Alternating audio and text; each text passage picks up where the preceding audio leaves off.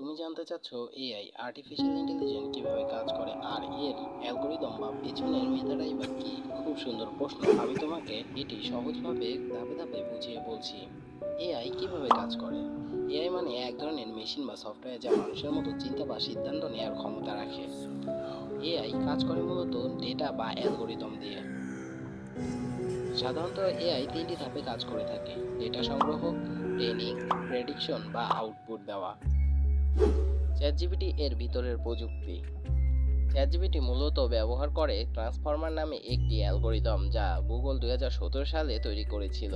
এটার ভিতরে আছে সেলফ অ্যাটেনশন মেশিনিজম, যার সাহায্যে মডেল বুঝতে পারে কোন শব্দ সবচেয়ে গুরুত্বপূর্ণ, যেমন সে বই পড়ছে যেটা তার ভাই কিনেছিল। এখানে সে বই ভাই এর মধ্যে সম্পর্কগুলো জিপিটি ধরতে পারে। আচ্ছা, জিপিটি কিভাবে উত্তর দেয়? জিপিটি শেখে প্রথমে কোটি কোটি বাক্য পড়ে, সেটাকে বলে প্রি ট্রেনিং। তারপর মানুষের মতো উত্তর দিতে শেখে ফাইন টার্নিং এর মাধ্যমে।